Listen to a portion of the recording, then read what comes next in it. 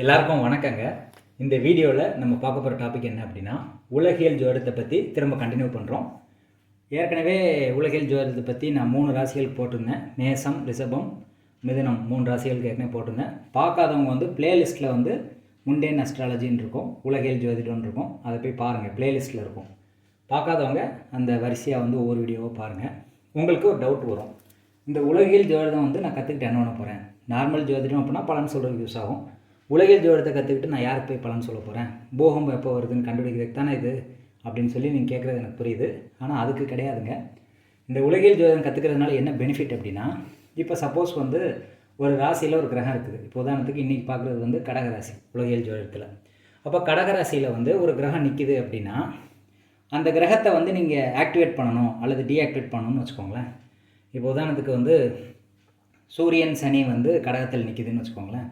இதில் சூரியனையோ சனியையோ நீங்கள் வந்து ஆக்டிவேட் பண்ணணும் அல்லது டீஆக்டிவேட் பண்ணணும் அப்படின்னா, அது எந்த இடத்துல ஆக்டிவேட் பண்ணணும், எந்த இடத்துக்கு போய் டீஆக்டிவேட் பண்ணணும்னு ஒரு கணக்கு இருக்குது. இப்போ தமிழ்நாட்டில் அது எந்த பகுதியை குறிக்குது அப்படின்னா, தஞ்சை மாவட்டத்தினுடைய தெற்கு மற்றும் மேற்கு பகுதியை குறிக்குது. அப்போ அதை ஆக்டிவேட் பண்ணுறதுக்கு வந்து நீங்கள் தஞ்சை மாவட்டத்துக்கு போய் அது சம்மந்தப்பட்ட வழிபாடு பண்ணும்போது உங்களுக்கு வெற்றி சதவீதம் இன்னும் ஜாஸ்தியாகும். இப்போ நார்மலாக வந்து சூரிய வழிபாடு நீங்கள் பண்ணுறது வந்து சிறப்பு, சூரியனை ஆக்டிவேட் பண்ணுறதுக்கு. அதுபோக வந்து சிவன் கோயிலுக்கு போகிறது சிறப்பு. இப்போ ஒரு குறிப்பிட்ட ஊரில் வந்து ஒரு குறிப்பிட்ட பேரில் இருக்கக்கூடிய சிவன் கோயிலுக்கு போகிறதும் சிறப்பு. ஏன்னா பேரியல் ஜோதிடம் தெரிஞ்சவங்க வந்து இந்த சிவன் கோயிலை கண்டுபிடிச்சி அந்த இடத்துக்கு போய் வழிபாடு பண்ணுவீங்க, அது சிறப்பு. ஆனால் அதை விட ஒரு படி மேலே வந்து இந்த உலகியல் ஜோதிடம். இப்போ தமிழ்நாட்டில் வந்து தஞ்சை மாவட்டத்தினுடைய தெற்கு மற்றும் மேற்கு பகுதிகளை குறிக்குது. இது கடகராசி. அப்போ கடகராசியில் எந்த கிரகம் இருக்குதோ அதை ஆக்டிவேட் பண்ணுறதுக்கு நீங்கள் தஞ்சை மாவட்டத்துக்கு போயிடணும். அங்கே போயிட்டு அந்த குறிப்பிட்ட கிரகத்தினுடைய வழிபாடு பண்ணும்போது உங்களுடைய வெற்றி சதவீதம் வந்து 100% மாறிடும். இதுவே வேறு இடத்துல பண்ணும்போது அதனுடைய வாய்ப்பு வந்து ரொம்ப கம்மியாக இருக்கும்னு சொல்கிறேன் நான். இப்போ ஒரு குருகிட்ட டைரெக்டாக கற்றுக்கிறது எப்படி இருக்கும், அந்த குரு ஒருத்தருக்கு கற்றுக் கொடுத்து அவர்கிட்டருந்து நம்ம கற்றுக்கிறது எப்படி இருக்கும், அந்த மாதிரி எடுத்துக்கோங்களேன். இப்போ இந்தியாவில் வந்து அது எந்தெந்த பகுதிகளை குறிக்குது அப்படின்னா, கங்கை பகுதியை குறிக்குது, மத்திய பிரதேசம் அதனுடைய காட்டுப்பகுதியை குறிக்குது, கத்தியவார் அப்படிங்கிற பகுதியை வந்து குஜராத்தில் குறிக்குது, சோட்டா நாக்பூர் அப்படிங்கிற இடத்த குறிக்குது, பர்மாவுடைய தெற்கு பகுதியை குறிக்குது, ஒரிசாவினுடைய வடமேற்கு பகுதியை குறிக்குது, கிழக்கு வங்கம் அப்படிங்கிற இடத்த வந்து குறிக்குது இந்தியாவில். அப்போ நீங்கள் வந்து இப்போ வெளி மாநிலத்தில் இருக்கீங்க அப்படின்னா இந்த குறிப்பிட்ட இடத்துக்கு போயிட்டு வந்து அந்த குறிப்பிட்ட கிரகத்தை ஆக்டிவேட் பண்ணும்போது உங்கள் வலு ஜாஸ்தி. அதே மாதிரி தமிழ்நாட்டில் தஞ்சை மாவட்டத்தில் போய் அந்த பரிகாரம் பண்ணிங்கன்னா உங்களுக்கு வலு ஜாஸ்தின்னு சொல்கிறேன் நான். நார்மல் பரிகாரமே பலிக்கும், ஆனால் அந்த இடத்துல போய் பண்ணுற பரிகாரம் வந்து 100% வந்து பெனிஃபிட் கொடுக்கும். அதனால் வந்து எந்தெந்த இடம் அப்படின்னு நீங்கள் வந்து தெரிஞ்சு வச்சுக்கணும். ஒவ்வொரு ராசி வந்து எந்தெந்த இடத்த குறிக்குது, தமிழ்நாட்டில் எந்த இடத்த குறிக்குது, இந்தியாவில் எந்த இடத்த குறிக்குது, உலகத்தில் எந்த இடத்த குறிக்குதுன்னு தெரியணும்.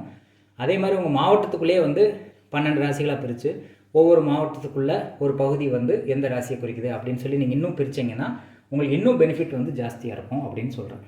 இப்போ உலகத்தில் இந்த எந்தெந்த கடகராசி வந்து எந்தெந்த கண்ட்ரிஸை குறிக்குது அப்படின்னா, ஸ்காட்லாண்டை குறிக்குது, ஆப்பிரிக்காவினுடைய வடக்கு மற்றும் மேற்கு பகுதியை குறிக்குது, மொரீசியஸ் அப்படிங்கிற கண்ட்ரியை குறிக்குது, நியூசிலாந்து அப்படிங்கிற கண்ட்ரியை குறிக்குது, பராகுவே அப்படிங்கிற கண்ட்ரியை குறிக்குது, சீனாவை குறிக்குது, ஹாலாந்து அப்படிங்கிற கண்ட்ரியில் வந்து ஒரு சில பகுதிகளை வந்து குறிக்குது.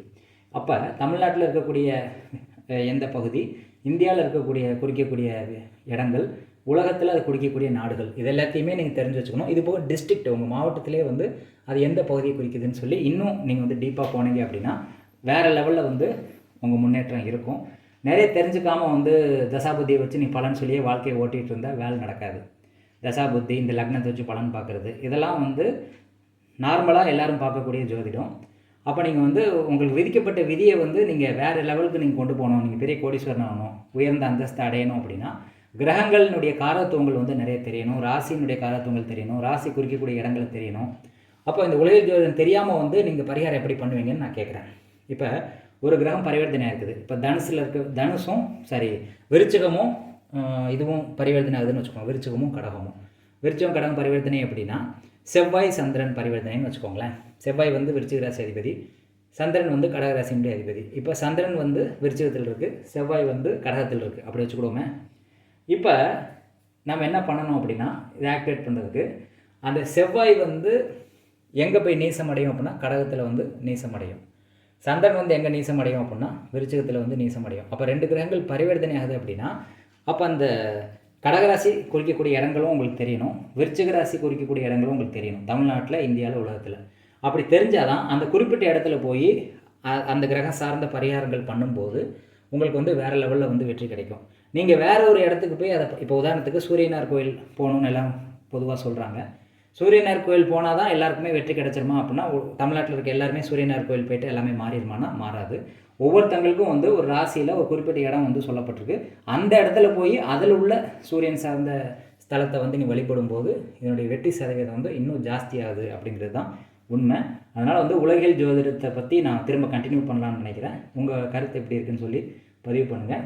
இந்த பதிவு வந்து உங்களுக்கு யூஸ்ஃபுல்லாக இருக்கும்னு நான் நினைக்கிறேன். உலகியல் ஜோதிடத்தை பற்றி எந்த யூடியூப் சேனல்லையும் எந்த பதிவும் இல்லை, யாருக்கும் தெரியாதுன்னு நான் நினைக்கிறேன். அல்லது தெரிஞ்சாலும் உங்களுக்கு வந்து கோர்ஸ் நடத்தி உங்களுக்கு வந்து காசு கொடுங்க தான் பார்ப்பாங்க. அந்த மாதிரி பெரிய ஜோசியர்கள்லாம் இருக்காங்க. ஃப்ரீயாக வந்து எவனும் சொல்லித்தர மாட்டான். உங்களுக்கு விருப்பம் இருந்தால் இதை பார்த்து சப்போர்ட் பண்ணுங்கள். நன்றி, வணக்கம்.